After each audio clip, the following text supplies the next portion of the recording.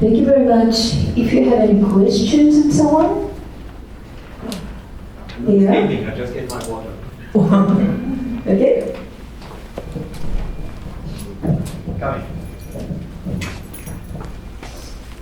So I totally agree that we need to take a responsibility, but I cannot imagine people as a user cannot take care of our responsibility. So we cannot control our desire or our greed. So how can we design that problem? We cannot, probably as a designer or as a user, we cannot control all our greed, what we want. What do you think? Yeah, got it. I think I got it. It's of course a very important issue and definitely true. And there's never 100% yes or 100% no. But I would look at it from two aspects. One aspect is if you design better solutions, at the same moment the user is getting something better, improved, right? So you make it more easy for the user, right? If he can trust your design, because you say it is sustainable, whatever, right? So then I don't have the decision anymore, right, to take this or that. So it's more easy. But on the other hand, of course, we are all users at the same moment, or consumers and users, however. And we have a responsibility as well. That means we have to learn and we have to change. I think learn is more easy than change, honestly. Because we all know that coffee cups to go are not sustainable. You can read it every day in the newspaper. You read the disaster. But what are we doing? Every morning we go have a cup of coffee. I don't. So, but every morning we have a cup of coffee to go and throw it away. So we know it's a mistake, but we don't change our behavior. So I think changing is more difficult than knowing. That's the big thing. Change. How do you change, you individually? How do I change? How do you change? Do you use plastic bags if you go shopping? I don't. I never accept a plastic bag if I go shopping, right? So I don't know, if you accept plastic bag, I do better than you. So maybe the next corner you do something, I don't. You would do better than me. So the question is, how do we individually, you and I, how do we change our life, right? That's a big thing, right? We know plastic is not good. Yeah. We know, right? We know about it, but still we use it. Yes. So, change. The change is very difficult to manage. That's really difficult. Yeah. Anything else? I just want to add one more. Yes, please. I think change is very difficult, but I think that to change, we have to change the attitude first. Until we change the attitude, otherwise we won't change the behavior. So attitude has to come before actually, change the behavior. Yeah. Yes and no. I fully agree. In some way, I fully agree. Yes. On the other hand, and sometimes, of course, change is very difficult because sometimes it's a very complicated technology or very complicated topic to understand. But that's why I take the simple things, right? But I mean, plastic is something nobody can say. I never heard plastic is not useful for our environment, right? Nobody can say that. Nowhere in the world. So that means, why are we using it? One thing is, of course, why is the industry still producing it? That's one big question, right?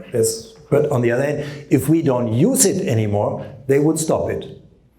So the question is, who has to start? Do they have to start? No. They want to sell their products. Easy, right? Business. So the question is, how can we stop them? Right? And force them to use something better. And the better something has to come from you. Because you are the designers. You have to tell them this is better than that. So yes, in general, I agree with attitude. But I think in some points, it is just a very pragmatic thing and not so complicated. First of all, thank you for your presentation. I agree with you that the responsibility of designers that we need to find sustainable solutions. But I think that the problem is not mainly here. It's not like designers' problem.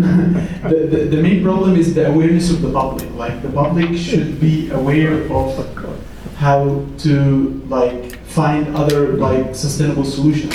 Like for example, there's maybe like other like substitutes for plastic bags or for like coffee cups, but the public doesn't like the public don't know about this.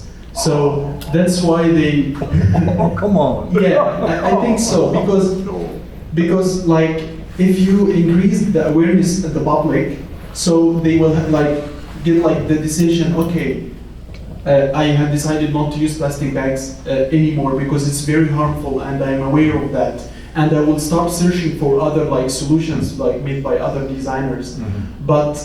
Maybe and I like most of like these kind of stuff. There is already some kind of like new designs that's like oriented towards like these kind of goals. But maybe like the public is not aware enough of this. So that's for example like the plastic bags. If the government like decide okay no more plastic bags and any factory who will produce like these kind of plastic bags, he will be like fined or something like this. So when I go to the supermarket and I ask for plastic bags and they tell me, oh, we don't have plastic bags, then at this point I will search for another solution to bring my grocery back to home.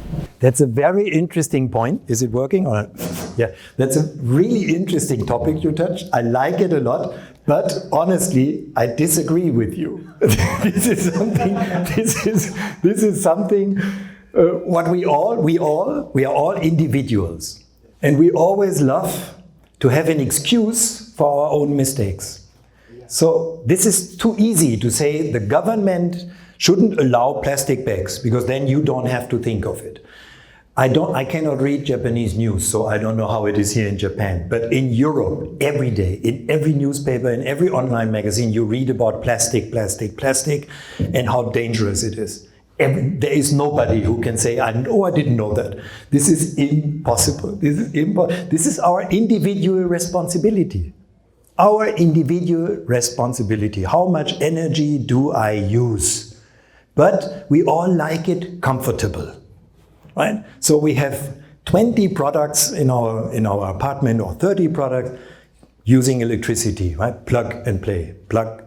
It's so comfortable. Everything is on standby, plug and play, right? So we love it comfortable and we pass the responsibility on to somebody else and say, oh no, the industry should solve it. Then I'm out. Sorry, we have an individual responsibility for our lives and for the planet and for social community. So I understand fully what you said. It's very normal to react like that. But honestly, I think we cannot really escape from our individual responsibility. It's existing.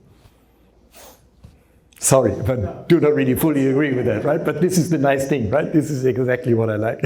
So.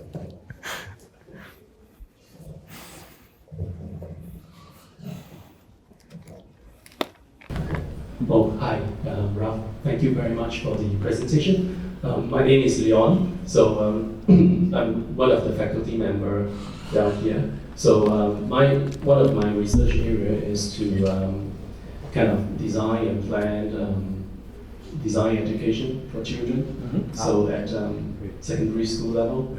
So today we talk about changing attitudes and bring awareness, and I think it is.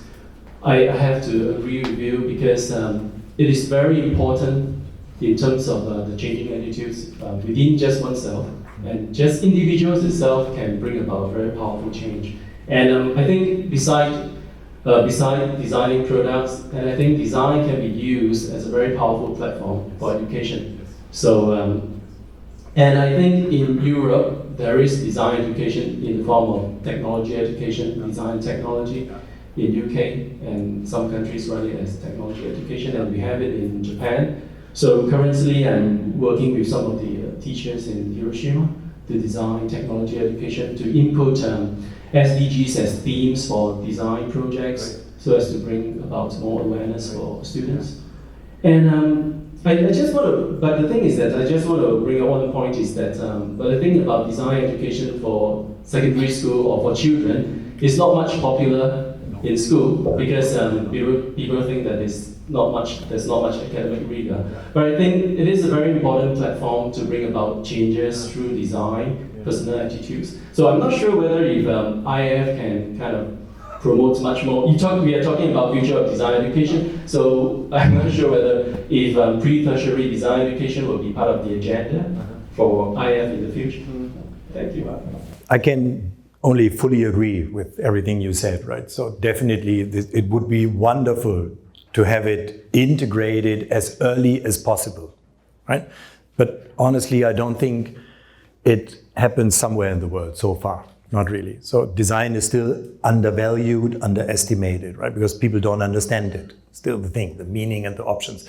We try to address this. We have this. We will talk about it, I think, in the next discussion. We have this iF Design Foundation. So the iF Design Foundation is the shareholder of the iF Corporation. So we are not. So it's not my company, right? I'm just an employed manager, but it's owned by the iF Design Foundation, and the iF Design Foundation has established this first big project, which is about the future of design education. So we have created these 80 questions, right? Addressing not only designers, right? It's addressing scientists, right? Any kind of society group to ask what's necessary for the future of design education. We don't have answers so far. So the project will go on until May 21.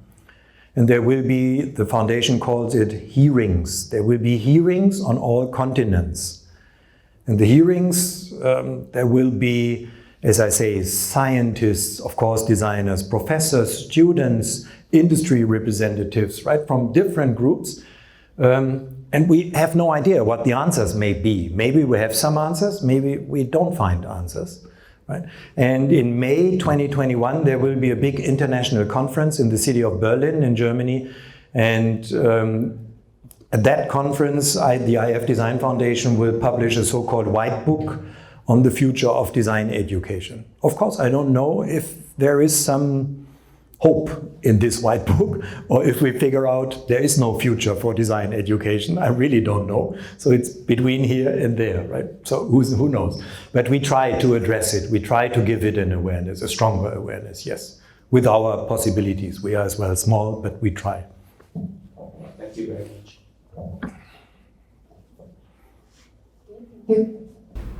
Hello, I take part in one of the design project in the Netherlands, and they also have the same SDG as our design goals.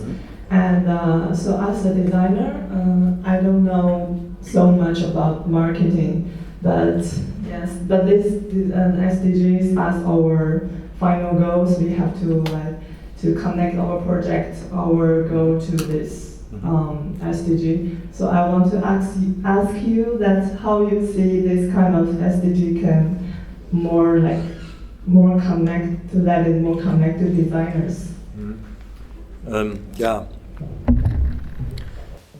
In some way, I think it has like we, for example, 2 or 3 years ago, we identified those SDG, right?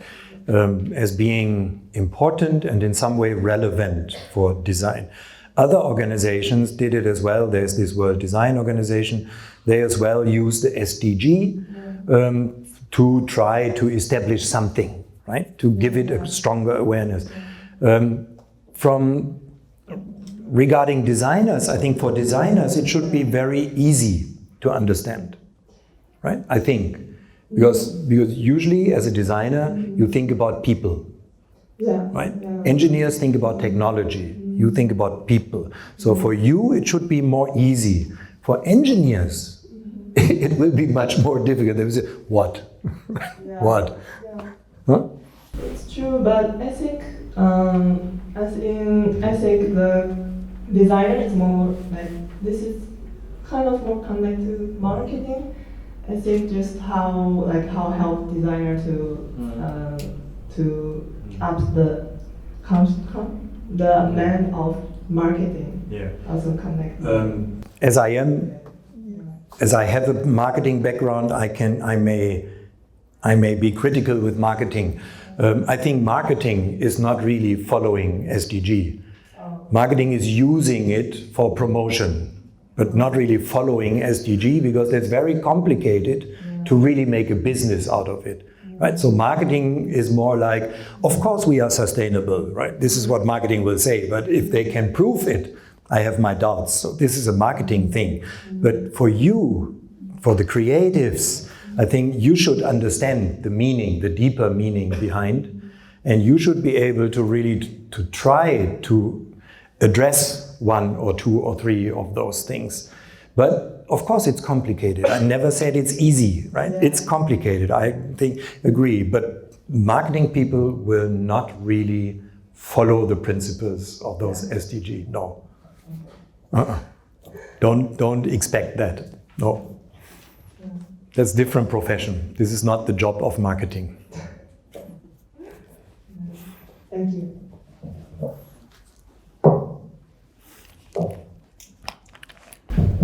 Thank you for your presentation. It was very interesting to listen.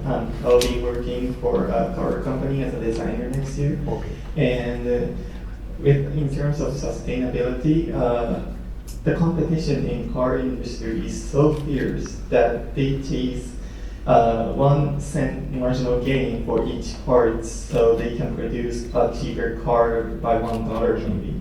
And I think our clients are afraid to make a sustainable vehicle, but make something that costs higher than our rivals, so that our customers won't be able to buy them. Yeah. And how do you think, as a designer, we can persuade the customer and our employers that making sustainable vehicle is a brighter way to go rather than doing it the same way? This is one of the biggest secrets probably in the world, because nobody has a real answer on that. But in Germany we have a saying. We call it the hen-egg problem. Who was first, the hen or the egg? Right? So nobody really knows who was first. So, and okay, let's say you say the clients, the users, are not willing to spend more money. That's why everything has to be so cheap.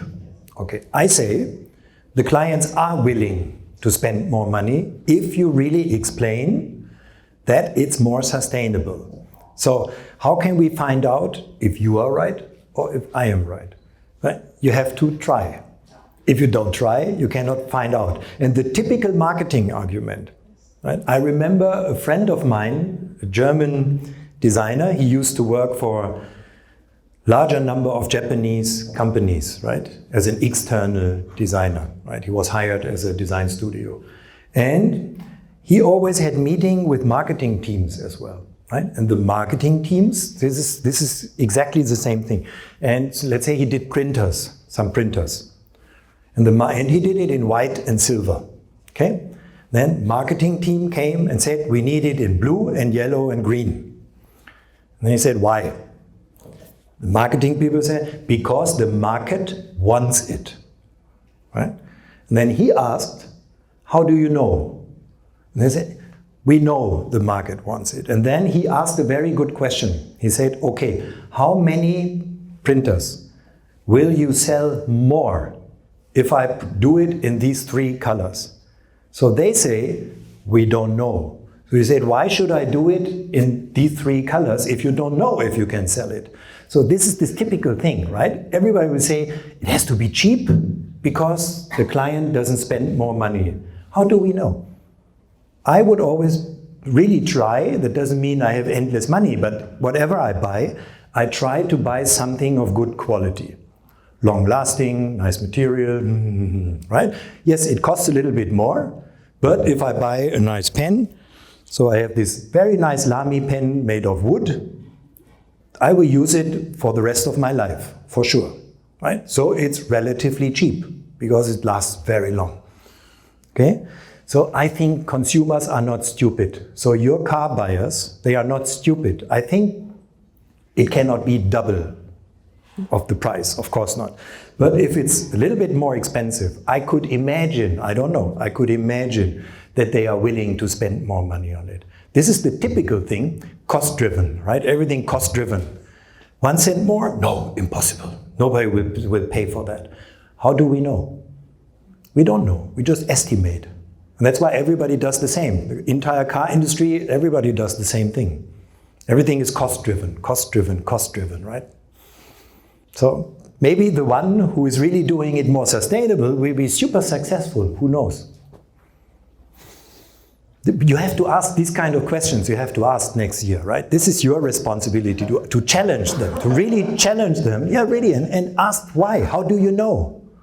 Right? How do you know that? Yeah.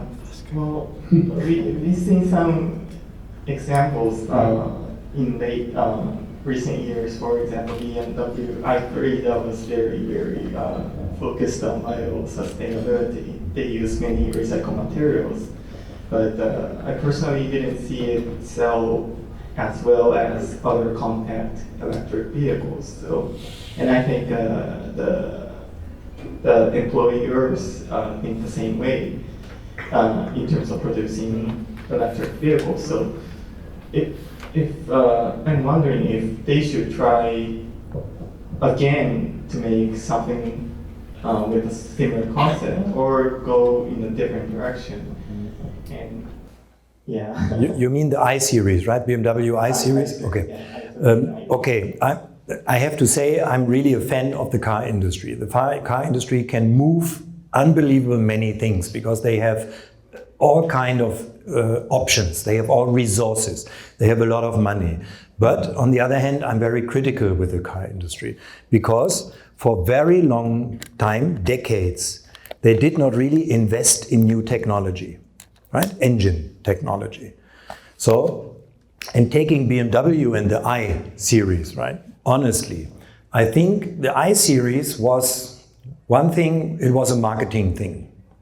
It was not really a market approach. It was a marketing thing and it was something to serve political bodies, right? Because car industry is getting a lot of tax money from governments for research. Right? So, and then of course the government says, hey guys, we need something in return. Do something electric, right? So they said, okay, we do something. This is the i-Series. Okay, so we did something. Honestly, I think it was no real market approach. You never see any of those cars on the street. Right? Very little numbers sold. I knew the design leader at that time. He was a French guy. And he didn't get really good resources to work on it, right? It was a smaller team. They could work with materials for interior, yes. But was it really strongly promoted? Was it really strongly marketed? No. I think it was to serve political bodies and in some way to figure out a little bit how do people react on it. But it was no real market approach, no. I didn't know that it was a political thing. I thought they were trying very hard to make something new.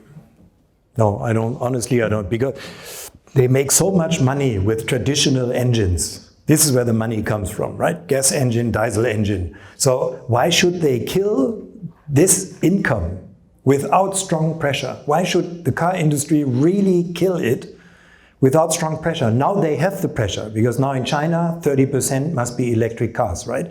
If you want a license for the Chinese market, the government says 30% of the annual sales must be electric cars. So, and every car company needs the Chinese market. They cannot survive without. So now they have to invest in electric cars because there's pressure, right? Government pressure saying 30% electric cars or no license. Now they work on it, now they invest in it. Before, no, there was no pressure, no need.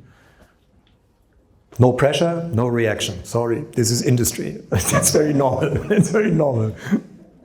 So the government pressure is stronger than the consumer pressure. It's more easy, right? I mean, because the government, any government, I mean, everywhere in the world, they can just set a law or anything like Chinese did, right? And say 1/3 must be electric cars. That's it, done. So you don't get a license if you don't have electric cars. Very simple. It's good for the environment, true. And it's interesting. I mean, I'm from Europe, right? You have Toyota. So we thought we are the leading countries, right, regarding that. And who is the leading country in electric cars now in the world? It's China, because of a government decision.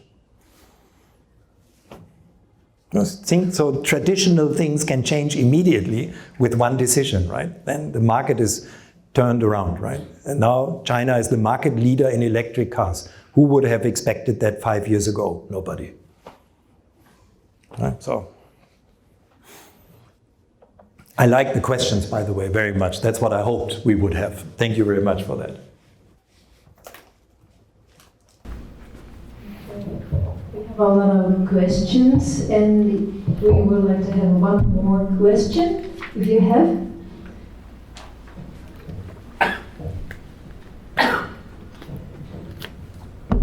Thank you for your presentation. I would like to ask you about your opinion about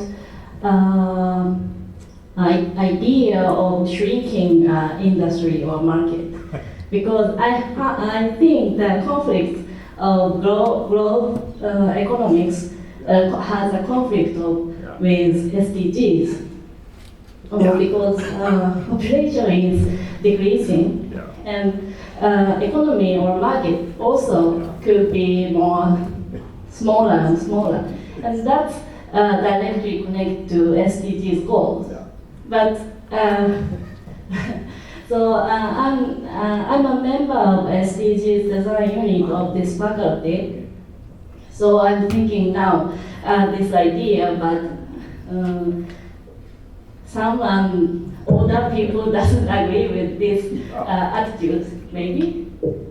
So That's of course, I think, one of the most complicated questions at all, because that's not only about economy, it's about microeconomy, macroeconomy, right? This includes really the entire picture. And yes, in theory, the idea of shrinking economy or shrinking markets is something in some way interesting. I would agree.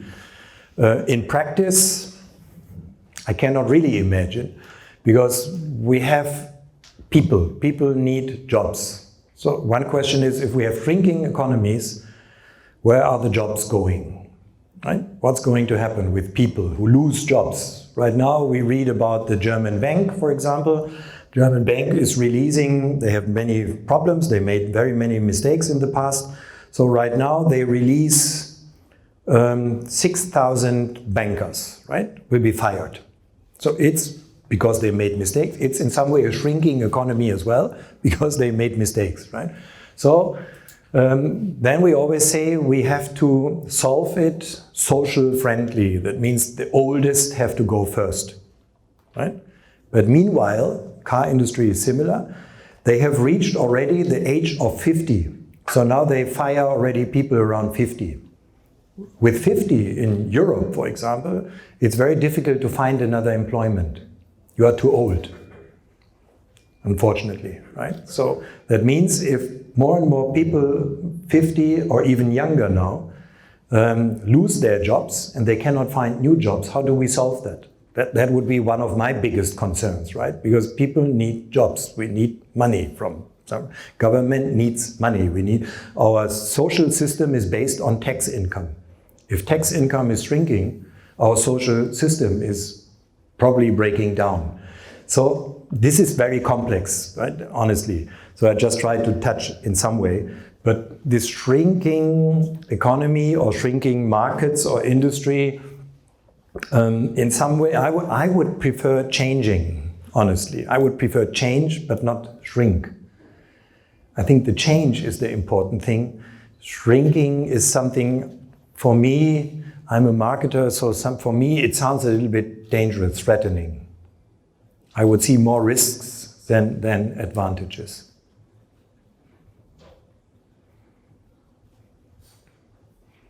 Okay?